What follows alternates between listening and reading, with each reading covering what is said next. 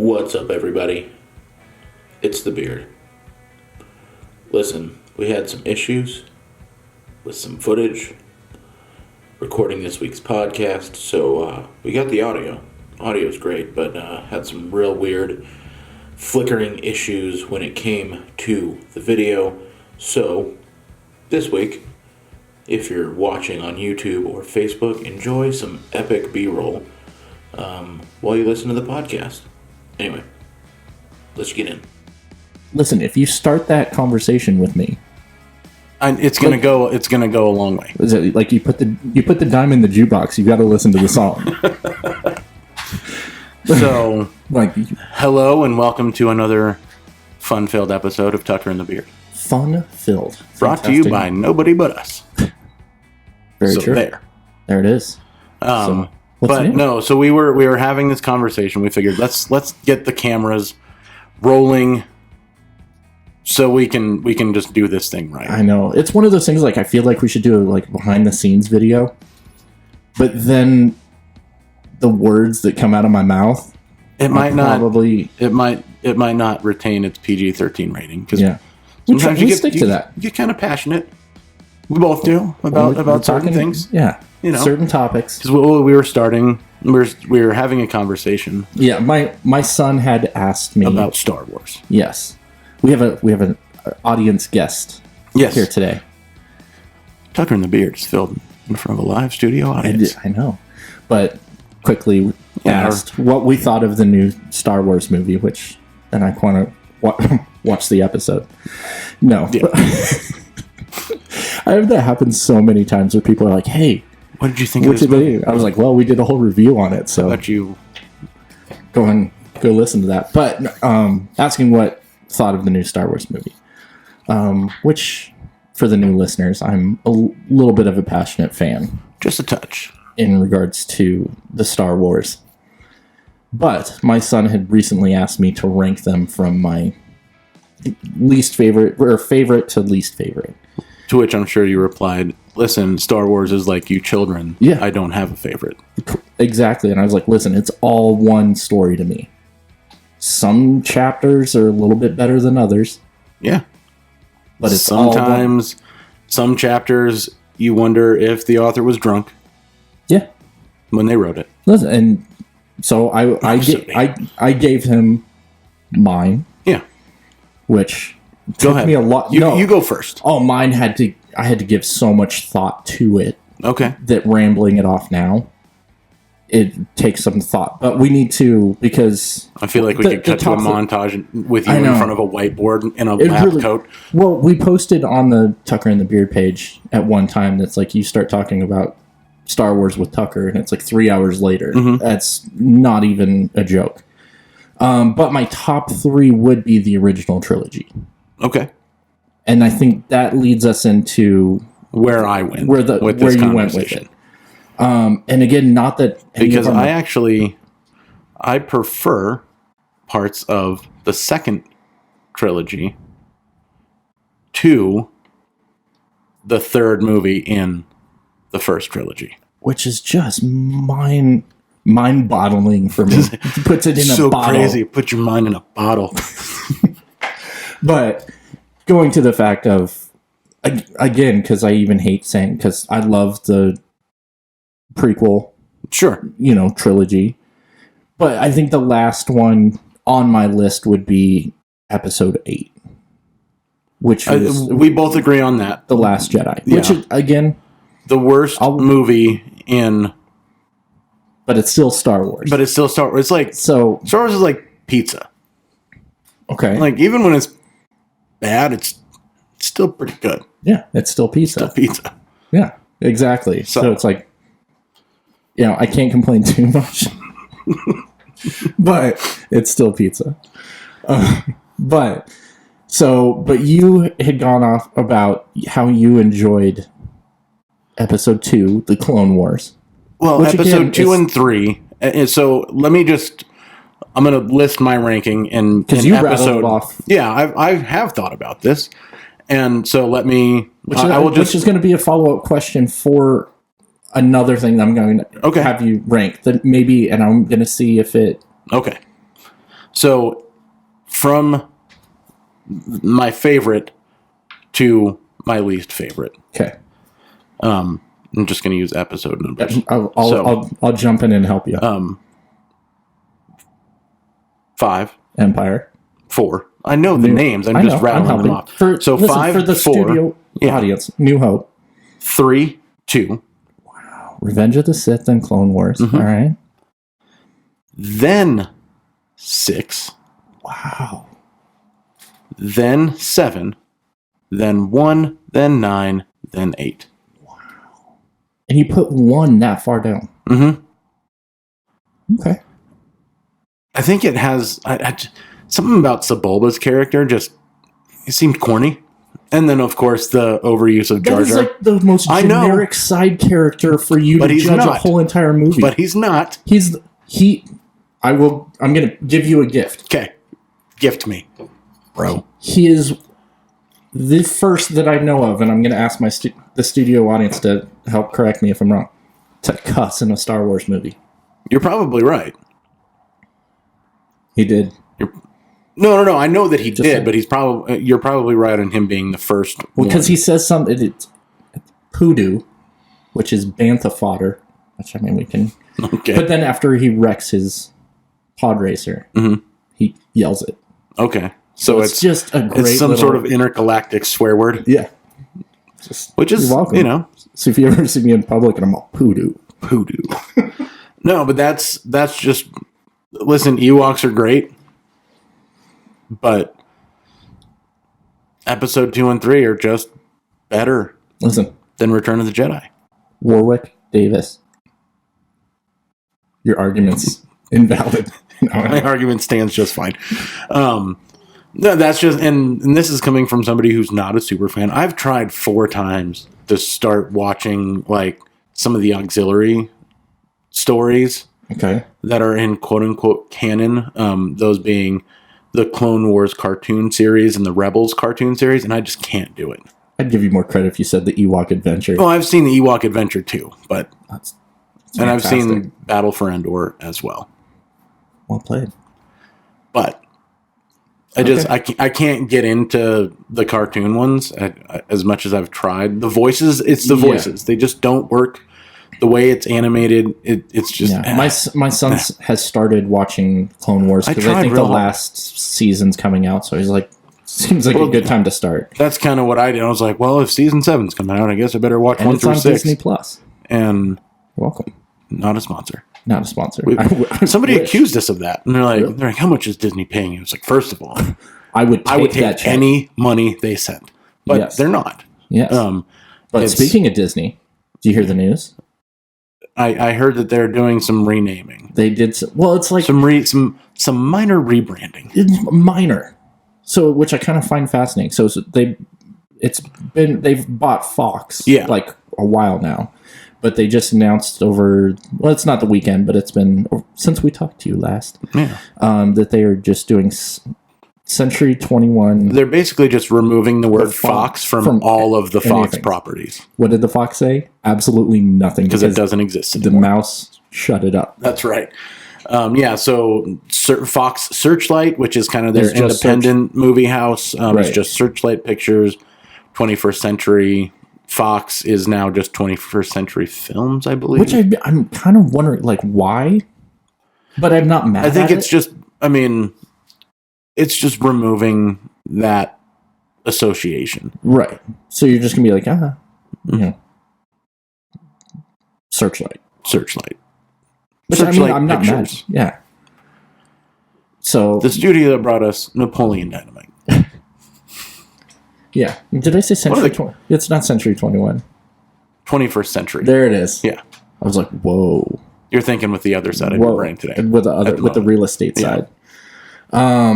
Yes, but we have to kind of do a little break in the laughter, so to speak.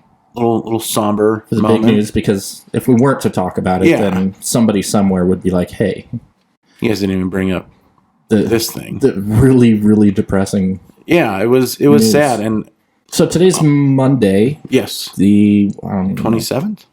Sure. Yes. Yeah, it is the 27th. Seems right. Yeah. And yesterday, Sunday the 26th. Yeah, Mr. Kobe Bryant passed away in a very, and his daughter. Yes. And other passengers. Yes. Seven others? I think, yeah, total Including of the 9. pilot? Yeah, a total of 9 people passed away in a helicopter crash. I'm sure by the time you listen to this will almost be old news, but Yeah. we just thought it would be fitting, regardless of whatever personal things that went on in the guy's life. Dude was a legend on the basketball court. Yeah. Did some amazing things for his community, and for the game in general. Like, yeah, I'm not huge. He elevated the game for sure. Yeah. There's point and counterpoint to everything in life, and really, one of the arguments that I've heard lately is who is the next Jordan? Is it LeBron or is it Kobe? That's a comparison that I've heard made several times. And dude was an amazing basketball player, and there was some scandal. But I think that notwithstanding, I think that he moved past a lot of those things and did a lot of really great things for, again, the game, for his community, and for a lot of young people. So 100%. And it is sad to see somebody, just lose their life so quickly. I mean, dude probably had plans for today. Right. Well, and it's one of those things where it's like, I'm not huge, sports fan. I know well enough, but the name Kobe. Yeah. And so I was really, really sad when I saw that on social media, and then became real gut punch when found out his daughter was with him. Yeah. That made it just 100 times worse. And to my knowledge, at least at the time we're recording this, they have not fully released the names of anybody else who was involved in the accident. Yeah. Not that I've seen. Yeah. I was like, with the disclaimer of, unfortunately, and this is kind of to their credit, that my complaint at the same time is that those names aren't being. Yeah, I mean, it's sad that all of them lost their life. Yeah. I guess that's one of my only things of, I never want to go, in an accident next to a celebrity. Right. Because unfortunately it gets shadowed. Yeah, there was also the baseball coach for Orange Coast College, and his wife and daughter are 3 of the other people who were named as victims in the crash. And again, it's a tragic loss. Yeah. So it's just we felt it was newsworthy and something that we could address. And I've seen a lot of people go back and forth. With some people. It reminds me sometimes how ugly social media can be, and I'll just leave it at that because to see people. I saw 2 things yesterday that really just kind of hurt me. Yeah, I saw a couple as well. Where it was people are like, karma got the guy. And I'm like, really? Like, you can't be a better human being than that right this minute? Yeah. And then watching the price of his collectibles skyrocket yesterday. My son even said that. We've talked about it before. My son, is a collector of pop figures, the Funko Pop figures, and he was kind of saddened this morning because he said that collectors are selling them at 3 times what they're worth, like for a lot of money, trying to make some money on his death. Yeah, anyone who works in or around collectibles understands that when a celebrity tied to a collectible passes away, yes, it does increase the value. Mm-hmm. But it's just, again, to me, it was kind of sad seeing it happen immediately within hours. Yeah. It was just like, I saw some screenshots of a guy who was like, guess it's time to unload all my Kobe basketball cards, 500 a piece. And they were getting bids. Yeah. And it's like, man, which is the other just bad part of it. Slow your roll. Yeah.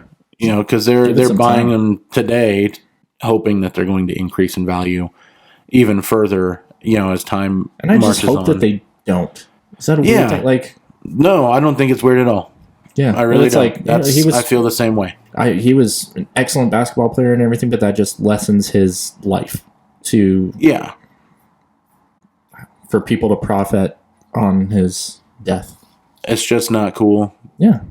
You know, one of the things that I always try and tell, just be good to each other.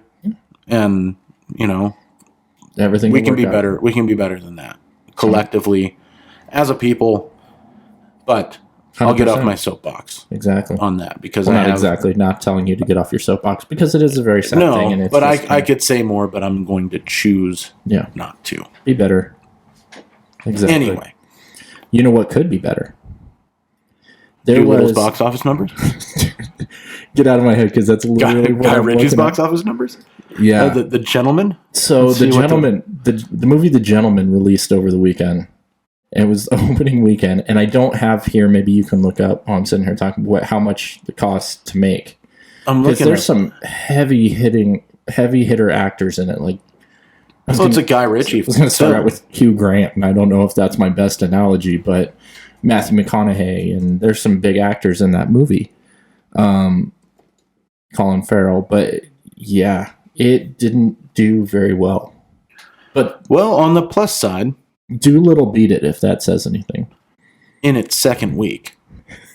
A movie that bombed in its first weekend outperformed it in its second weekend. Yes. So for the second weekend, I'll give it this. Bad Boys for Life is number one. I will give it this. Yeah. On a production budget. And we've listened to past episodes where we've kind of dived a little deeper into the difference between production budget and total budget. But production budget was $18.4 million.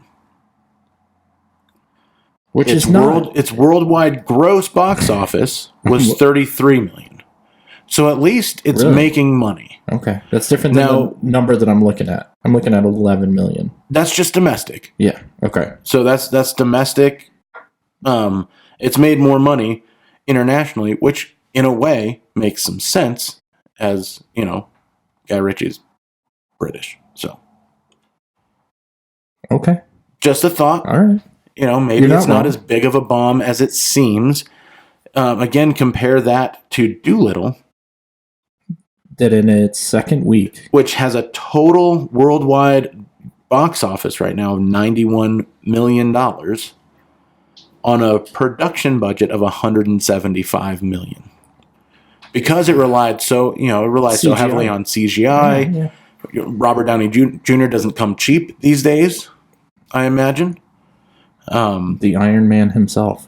But at least the Gentleman cleared its production budget, and it's probably coming pretty close to at least breaking even across the board. I think that's probably all they're asking at this point is to just break even. I'd also like to mention that it did what it did in 2,165 theaters versus Doolittle, which opened in 4,155 theaters and had an opening weekend of 21 million. And I didn't even hate Doolittle like a lot of people hated it. Did I think it was childish? Yeah. But you went with your kids. But guess what? Yeah. It's a movie about a guy who talks to animals. Yes, it's a kid's movie. It should be silly. No, it didn't look bad at all. I just started to hear the reviews and go, ooh, that's not great. Yeah. But listen, how many times have we, as I'll call us critics for a moment, went and seen movies and thought, oh, that's a pretty good movie. And then other critics were like, no. So listen, if you want a good kids movie, maybe go check it out. If anything, what you should learn from us and from everything is that, guess what? Make your own opinions. Yeah. If a movie looks good, go see it. Yeah. If you want to know what we thought about it, we'll tell you. Yeah. But we can't form your opinion for you. Exactly. That would be silly and a little stupid. Ridiculous. I have See, and this kind of goes into, before we move on to the next topic, that I have bad news for you, so I'm just going to let you stew on it for just a second. I know you told me before, you're like, I was hey, like, I've got terrible news for you. You got really excited to tell me some bad news. Okay. So, and this is kind of just to illustrate the point that we're just talking about right now. On Rotten Tomatoes, currently Doolittle is sitting at a 16% critic score. Okay. Because the critics automatically assume that every freaking movie that comes out should be an Oscar contender. Right. Is 1917. No. The audience score, however, is 76%. Look at them go. So... yeah. Which is higher than some. I know what you're about to We're tell the me. anti-critics anyway. I know we're not critics. We are movie fans. Right. And that's the difference. Wow. And the more you know. Now you do know. And knowing is half the battle. Okay. All right. You're sitting down. You're sitting down. All right. So you're going to tell me the Rotten Tomato score for Star Wars. Go ahead. No. Oh, okay. Don't even care. Okay. Don't even care about that anymore. We moved on. All right. One of our favorite directors had been greenlit to reboot the one and only Howard the Duck.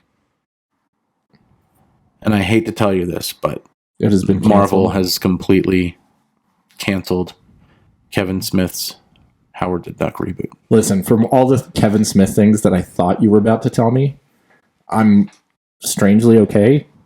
Oh, listen. I'm fine if Howard the Duck never gets... I thought it was cool that he had that tiny little tiny cameo. Right. In the MCU, I thought that was nice fan service. Like, all right. Hey, for the super dorks, here's a little Howard the Duck for you. Right. But we both know that movie was trash. But it was exactly where it was supposed to be in time and everything. Sure. Because, God forbid, if Howard the Duck, that same movie, just saying, that same movie came out now. So it was just where it was supposed to be in time, and it was just little gift that was given to us. Yeah. And it was... I don't think I hate it as much as you, but again, I haven't watched it in 30-something years, which I shouldn't have been allowed to watch it. Yeah. That's a whole... First of all, I shouldn't have seen it when I did see it. Right. There's a whole... Watch it again. Find it somewhere and watch it, and you'll go, not only is this not appropriate for children, which we were when it came out, and I think I saw it maybe it was like a free HBO weekend type of thing, you know? They used to do. I don't know. Do they still do that? If you have cable, I don't have cable anymore. I think so. I think every now and then you have HBO for 3 days, and you're like, what? Yeah, I think my dad had the old VHS tapes with the yellow label on it and the handwritten. I think that's how your dad bootlegged Howard the Duck. Have you met my dad? Of all the things, of all the movies that you can bootleg, there was a lot of bootleg movies that I don't know. It's just. Recorded it, but I think that's how I remember seeing it. But I was like, hey, it's a talking duck, and I was a little kid. But that's a whole... My wife and I talk about all the time that we were allowed to see movies that we shouldn't have been allowed to see. My folks were a little more vigilant than that. I was just a little more devious than yours. Mine just didn't care. No. I was just a little more devious and found ways to watch movies I wanted to watch anyway. Sorry, Mom and Dad. No, but it was until I got older, and then I think I saw it because I'm like, oh, it's Howard the Duck. Watching, what is this? Yeah. What is going on? So out of all the Kevin Smith movies that are, his new projects that he's doing, I'm okay with that because he's also doing He-Man. I think that got canceled too. See, that one I'm a little bit more upset about. I did watch speaking of Kevin Smith real quick, the reboot came out. Yes, the reboot is now available to own, to buy and rent.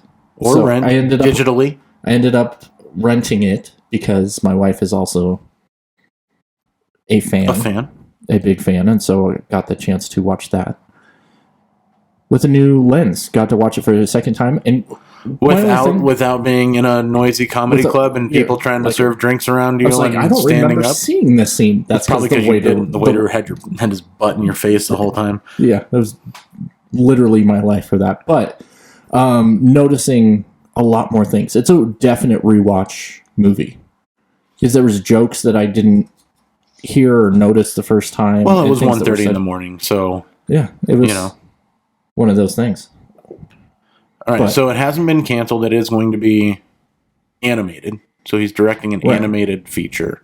I'm just saying, I'd rather see a He-Man than... And for some reason, I thought I had seen... There was a He-Man live-action film that had been announced. And if they don't bring back Dolph Lundgren, I'll be pissed. That's a great movie. They should bring him in as, like, Skeletor, though. That'd be pretty cool. Just, it's a little... I just found out that, like, not that long ago, who played Skeletor in the movie. And it's, like, a guy that's in tons of movies. Who is it? I don't know. I'm running a blank on his name. Look it up. But as soon as you see it, you're going to be like, wait a minute.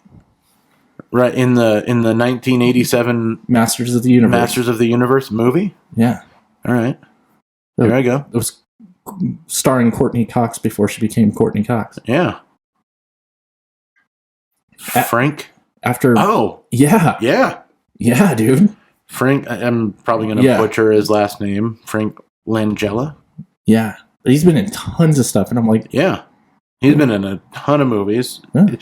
He's kind of one of those people that, up until right this minute, there's those actors and actresses, and you're like, I know I've seen you in 100 things, but I couldn't pull your name out of a hat with a gun to my head. A great career, though. Yeah. That you're just in tons of stuff. But you're not, You're not getting... I mean, he was even in Superman Returns. Yeah. I was like, he's done tons of things. Yeah. I know we don't typically talk about Superman Returns, but... Listen. What are you going to do? Brandon Routh was good. Eh. It was the best part of that movie. True. All the rest of it was... Eh. And then Kevin Spacey being Lex Luthor. Yeah. I think that says everything right there. True story. Did watch another garbage of a movie. Oh, did you? Real quick. Yeah. Over the weekend, my wife and I rented, which is probably best not to ask too many questions, I guess, but not the thing. But the movie, the Jennifer Lopez new flick, Hustlers. Oh, the one that everyone was so upset that she didn't get nominated for an Oscar for? Yeah, it was hot garbage. Oh. Not good at all. I had heard. Rented it, and I'm just really... Listen, I was happy that I didn't spend the money to see it in the theater. Not that conversation ever came up. But I was disappointed that I spent money to rent it. At all. At all. Like, it's... I would have been more okay if it was like a free, like, Prime movie. I was like, oh, now included with Prime. Give it a couple weeks. Right. It'll be there. It'll be there soon. So, yeah, we finished recently... the third season, speaking of things that are on Prime and worth watching. Did you? We finished the third season of The Marvelous Mrs. Maisel, which was, I mean, I'll be honest, the first two seasons were better. I've been waiting for you to finish it because... But the third season was still, I mean, it was still really, really funny. And just, I highly recommend the show. Obviously it's going to be a little heavy on the language, so bear that in mind. It's not for the kiddies, but... have you finished You yet? Yes. We have some things to discuss off camera. That's a trip. Because that whole show is a trip. I'm in a glass box of emotions. Been sitting here waiting to talk to you about that.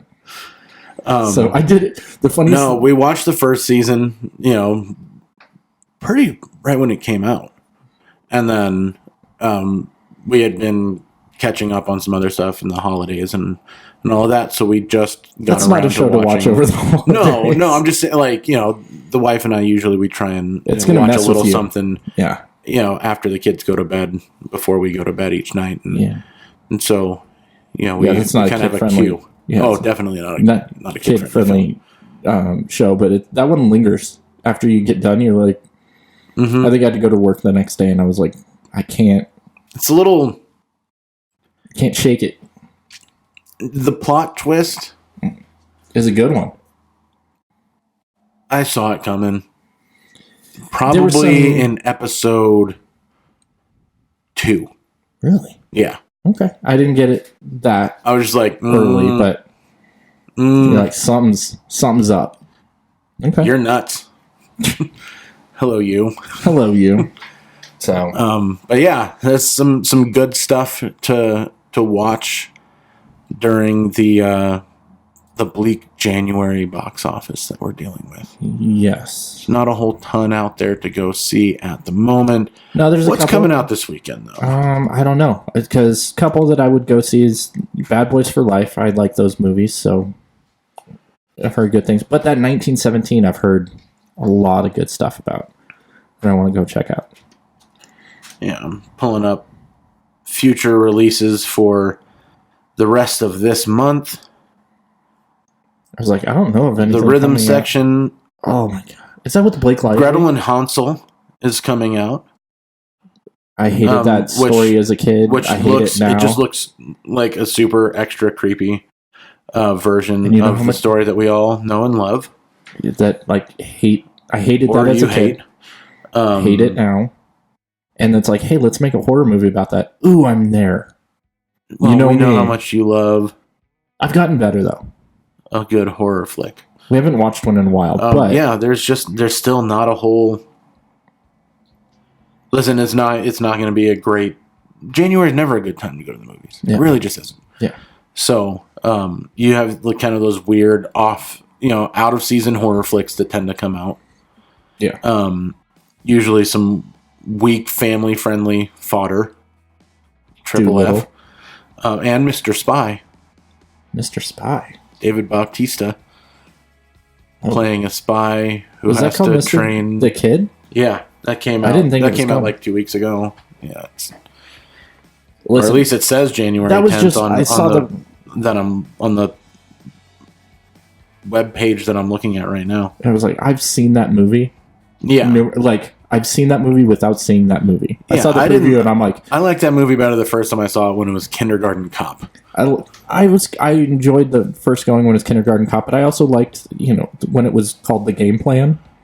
Okay, it's just the recycled. Well, and as story. If you follow us on Twitter, nice segue. We joined that crowd. You'll notice that they are also rebooting. They're even rebooting Saved by the Bell, which to me is just further evidence that they have completely run out of new ideas. Oh, yeah. What's the new and class? they really need to hire us to come up with movie ideas. We come up with good ones all the time in a matter of like minutes. Because we started playing the game where it's like a movie title, and then we just make up the story around the movie title. It's a fun game that we like to play. So if you guys want better ideas than rebooting again old television teeny bopper sitcoms, holler at us. We'll come up with ideas for you. Write them down all day. Yeah. Anyway. So, but you can think about it and then answer it in the next episode because I didn't do it earlier. Ranking your Harry Potter movies. Easy. Really? Super easy. All right. Well, on the next one then.